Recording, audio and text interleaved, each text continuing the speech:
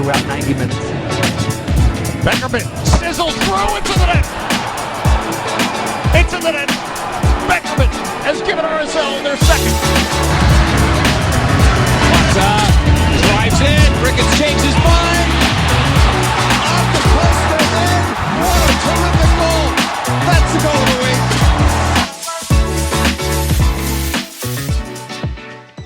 Hello everyone, welcome into RSL Ranks. I hope you are all doing well. I'm doing very well, recording this the day after RSL's 1-0 win over Sporting Kansas City, which was just an incredible game. We're in such good form right now. 3 wins in a row, 6 games unbeaten. We're at the top of the Western Conference. I mean, it's just such a great time to be an RSL fan. So I'm really excited about it, and I'm sure lots of you are as well.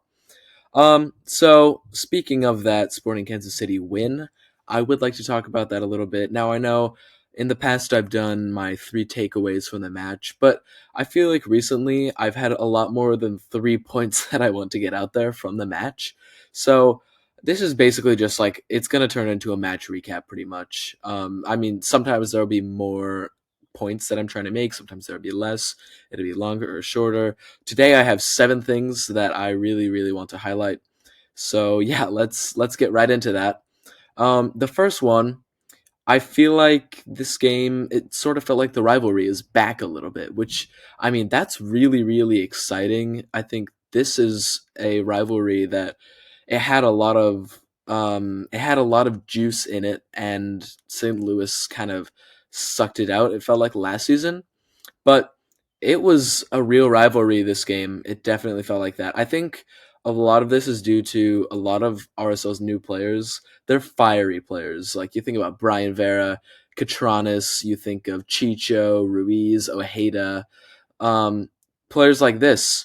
These are the types of players that really spark a rivalry. And Kansas City has a few of them.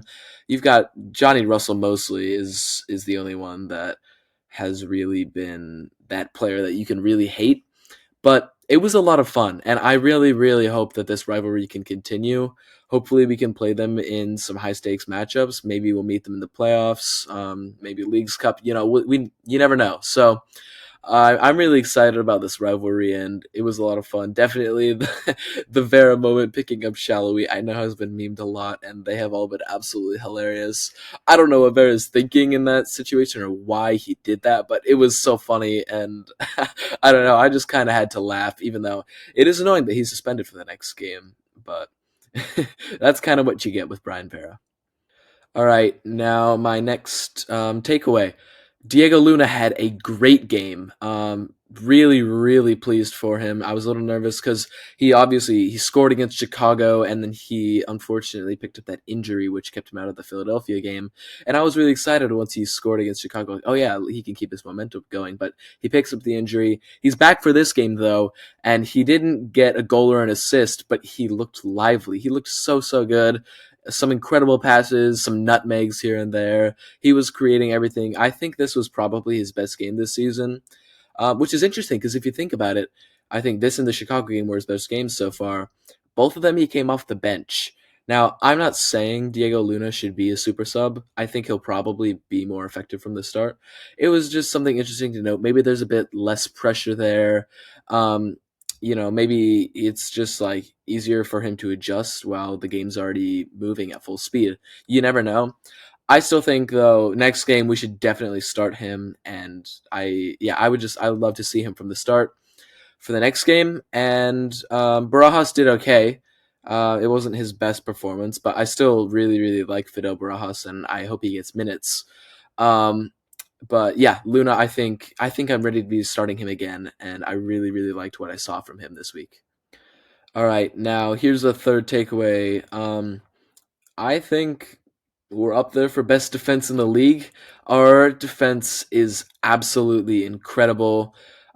We're tied for the least goals conceded out of anyone in the whole entire league, and without a good defense, like, defense wins championships. You know, you can't win without a good defense.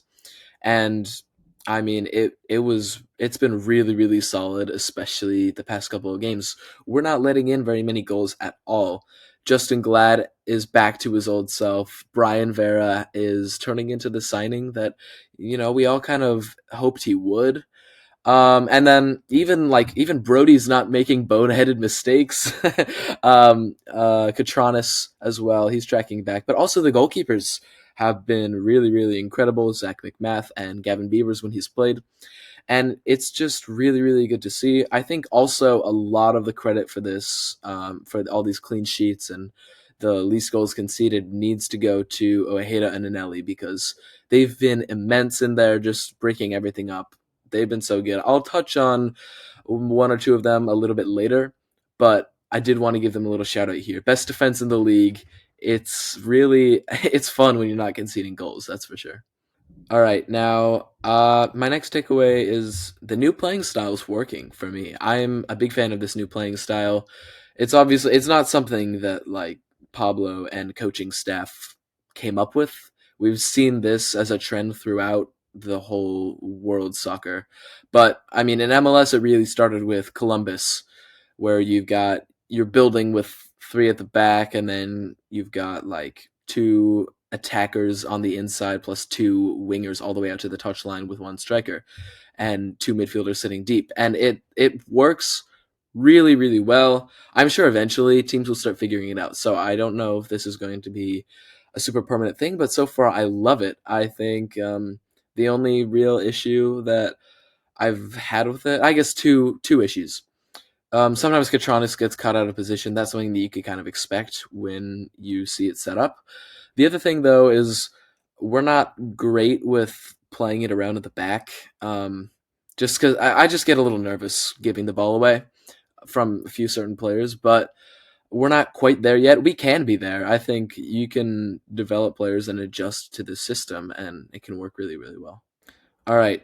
Now, this is a takeaway that I'm rather happy about. We attacked up the left in this game. What? We don't do that. We only attack up the right. It's pretty crazy. I don't know if you guys saw on the broadcast, they showed a little graphic showing like which side RSL's attacking up, and we were way more on the left than the right, and it's been the opposite like this whole entire season. So it was kind of interesting to see. I don't know exactly what really sparked that. Maybe just Katranis adjusting a little bit better.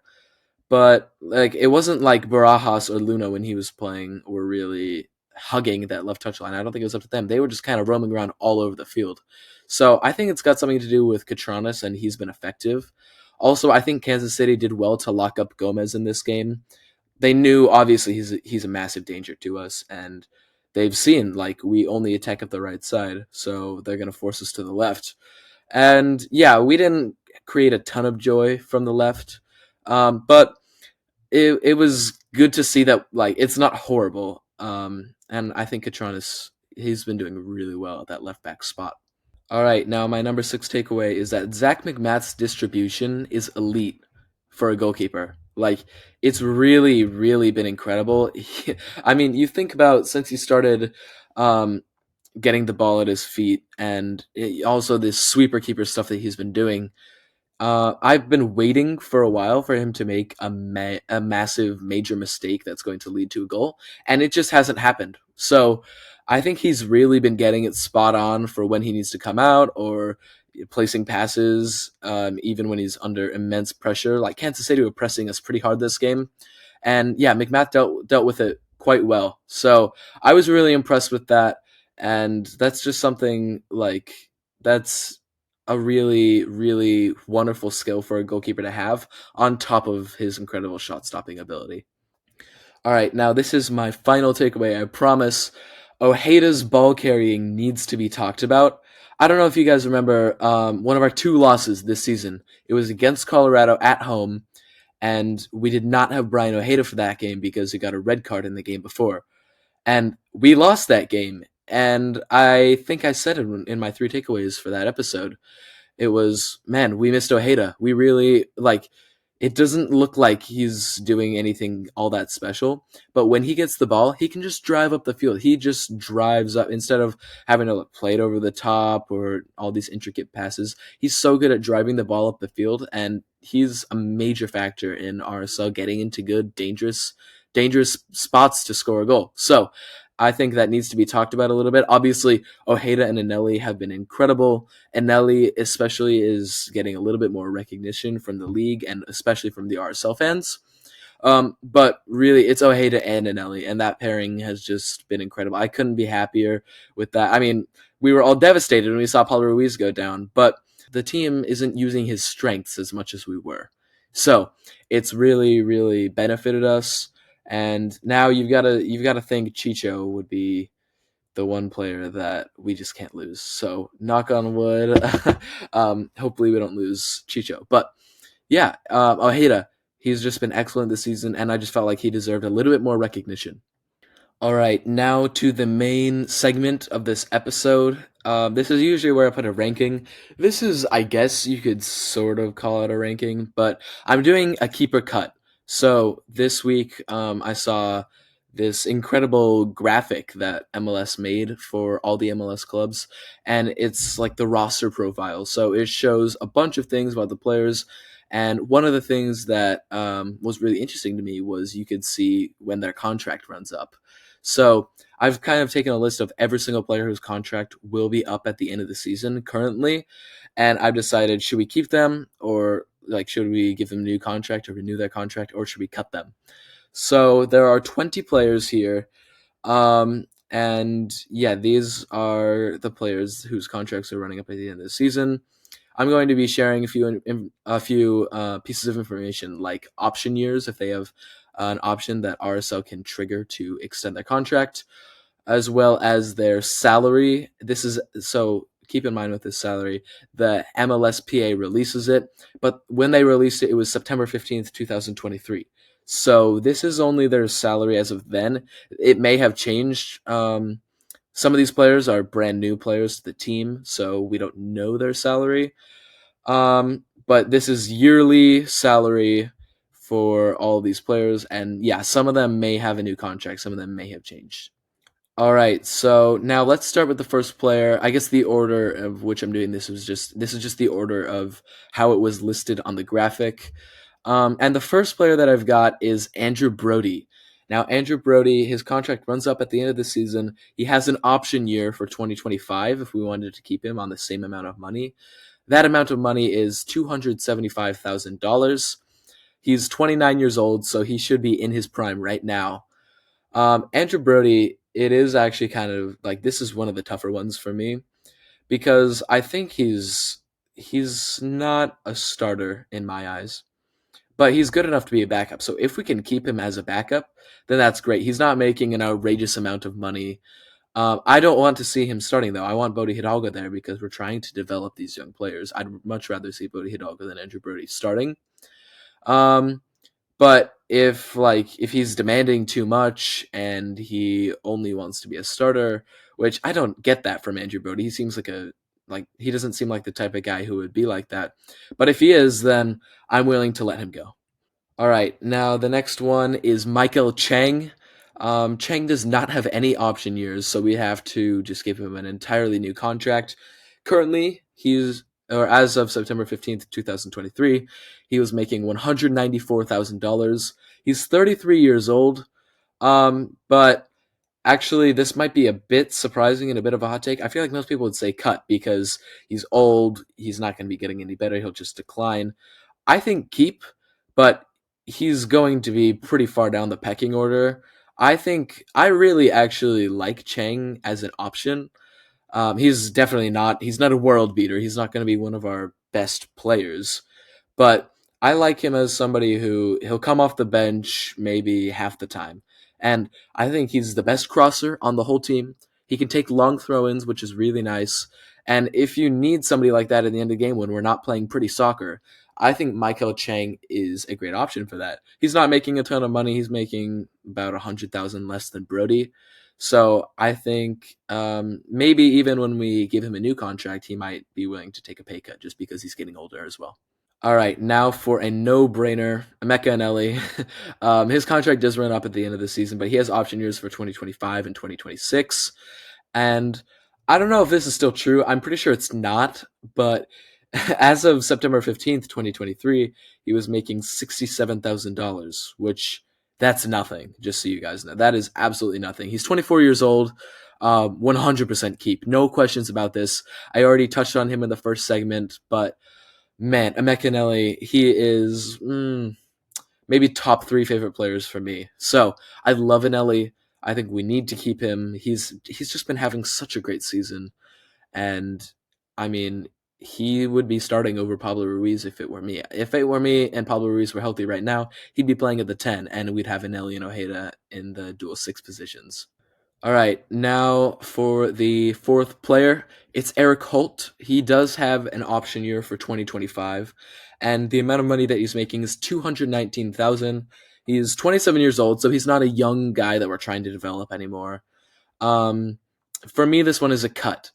I don't know. I honestly have no idea where Eric Holt's skill level is at this point. I remember he wasn't great back a few years ago when he was playing a bit more, but he's just been injured too much, and like he's making 219,000, which is I think that's just too much for somebody who's not going to be playing. So let's just get somebody else in. Like we have Quinton now. I think we'll have enough cover, but maybe sign a few more depth pieces at center back. I don't think Eric Holt is the right direction for this club.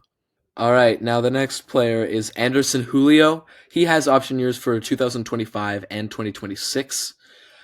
He's making 820,000, which is by far the most of any player on this list. He's 27 years old.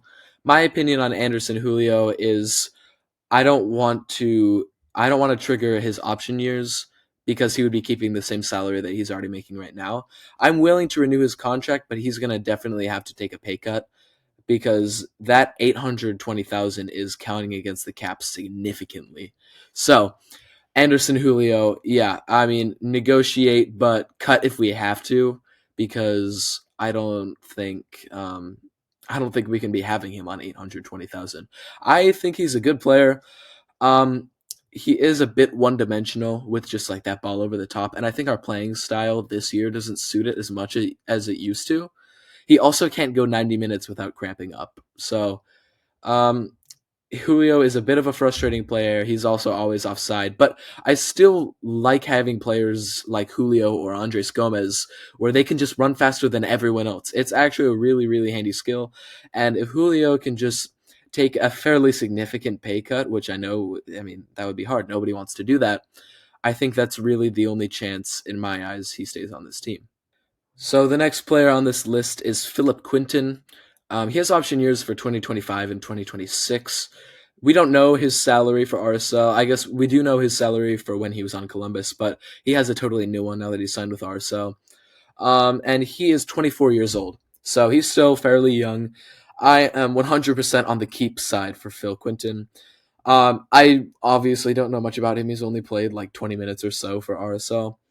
But he's definitely like we weren't signing him just to have him for a year and then move him on. I think Quinton, he's a player that he's a good enough depth piece at center back, and we'll need him a lot this Wednesday in the Open Cup and this Saturday, where Brian Vera will be suspended for both of those games because of his red card in the Open Cup and then yellow card accumulation in MLS play. So, Phil Quinton, I think, yeah, he's definitely keep. We haven't seen enough of him. I mean, maybe if I'd seen more of him, my opinion would have changed, but for now, he's definitely keep. All right, now the next player on this list is Rubio Rubin. He's currently not even on the roster. He's on loan to Querétaro in Liga MX, but he has an option year for 2025. And when he was on the team, at least, he was making 673,000, so a significant amount. 28 years old as of now. This is a cut for me. He hasn't been doing very well on his loan. He hasn't really been playing at all, so I don't think he's the direction we want to be going in. And especially if we're keeping Julio, like we have good enough striker depth. Rubin he really seemed to dry up last season and the season before that. I hate to say this, but I feel like the 2021 season when he was quite good was a bit of a fluke. So I think I'm done with Rubio Rubin. I'm almost positive this is the direction the club will be going. So yeah, unfortunately, it's a cut. Like I really like Rubio as a guy, but it's a cut. Okay, now the next one is longtime servant Marcelo Silva. He does not have any option years, so this is just the end of his contract. He's making $600,000, which is a fair amount, especially for a 35-year-old. What I think will happen, he's got that serious injury that's going to keep him out for most of the season. So my guess is he retires probably. I That's my guess. Just he'll retire at the end of the season. Maybe he'll make his recovery and he'll be able to play a couple more times before the end of the season. But yeah, Marcelo Silva, it feels like the time is coming, and I don't see him going to another club. He's 35, so I think he'll retire. But if he doesn't want to retire and he wants to stay at the club, that's fine by me. He's definitely going to be a depth piece, and he'll definitely need to take a pay cut. But yeah, I really I've loved having Marcelo Silva here. He's been a great leader for us, and it's gonna be sad when he's finally done playing for us.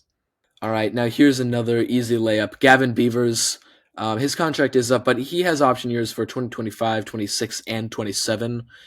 He's only making $91,000, so really cheap. Just turned 19, so he's nice and young.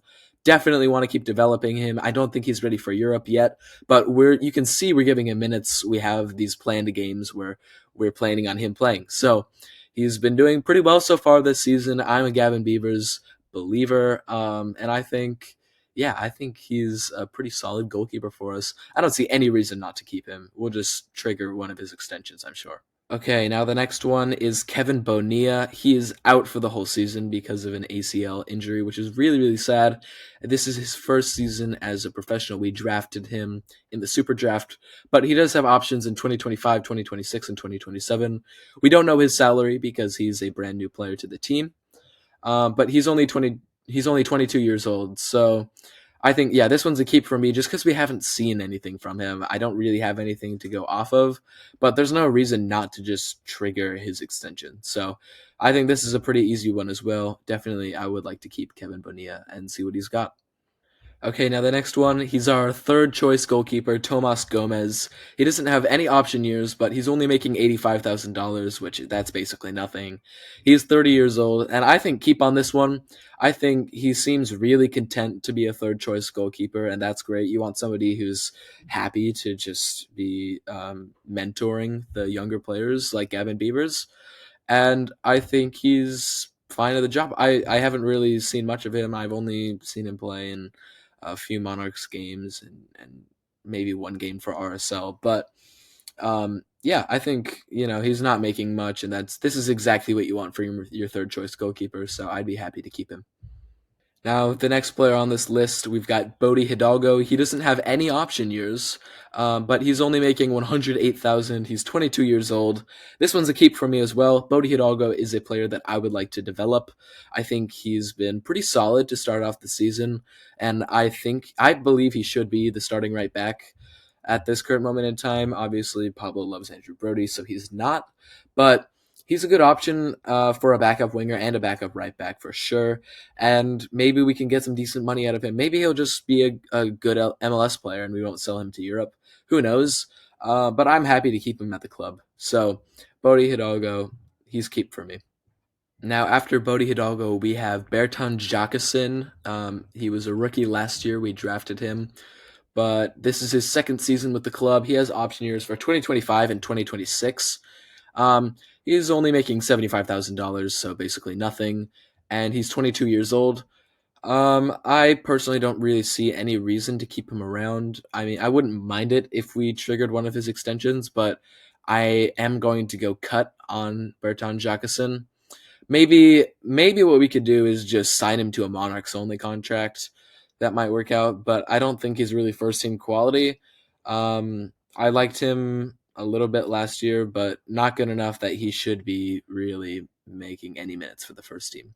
Now we have Haziel Orozco, who is coming back very, very soon from his loan in Ireland. But he has option years for 2025 and 2026, and he is making $85,000. He's still only 19 years old, which, I mean, that's pretty crazy. It means when he was playing, he was only like 17 or 18 when he was playing for RSL for that couple of games stretch. But he's been doing really, really well at Larne in Ireland. And yeah, my opinion on this one is definitely keep. He's a young player that I would love to develop. I really hope Pablo plays him and trusts him. He's turned into a bit more of a defensive midfielder rather than a center back. So who knows where he'll really fit into this team because we have a lot of great defensive midfielder options. But if he can fill in at both of those spots, that would be really nice. He could be a great utility man for this RSL team. And yeah, he's definitely a keep for me. So now we've got Elijah Paul. Elijah Paul has option years for 2025 and 2026. He's only making $75,000. He's 21 years old. And my opinion on Elijah Paul is cut.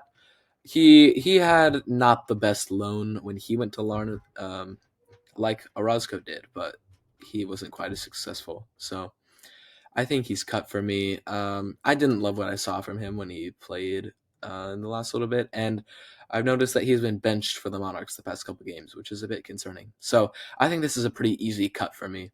Just three more players left in this list, and next up is Tommy Silva. He has option years for 2025, 2026, and 2027. He's a new signing, so we don't know what his salary is. He's only 22 years old. My opinion on this is mostly just wait and see, but I'd probably lean towards keep just because he has a lot of option years, and I'm sure he's a solid enough depth piece. He can play for the Monarchs. I haven't seen him play 1 minute, so I have no idea.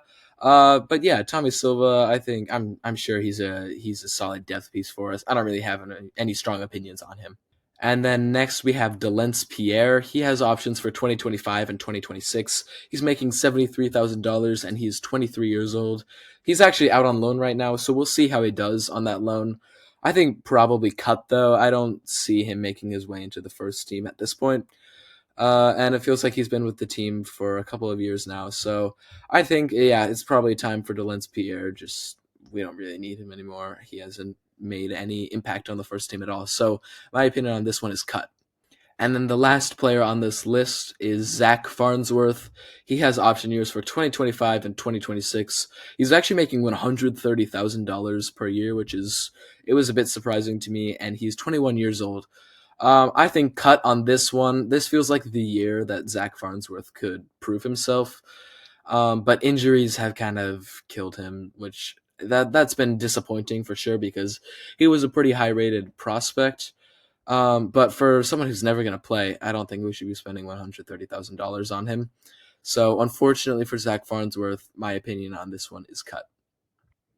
All right, well, that just about wraps up the ranking, and as well, it wraps up the episode. So I hope you all enjoyed this one. It was a bit different to your normal ranking that you've seen on the channel before, but I just thought I'd try something new. Let me know if you liked it, and you can make sure to catch RSL this Wednesday versus New Mexico United, as well as on Saturday, we are playing the LA Galaxy. So make sure to catch both of those games. And I hope you guys all have a great week. Really feeling awesome after that win against Kansas City. And yeah, let's hope we can win our two games this week and progress in the Open Cup as well as keep our great form up in MLS. Let's go RSL.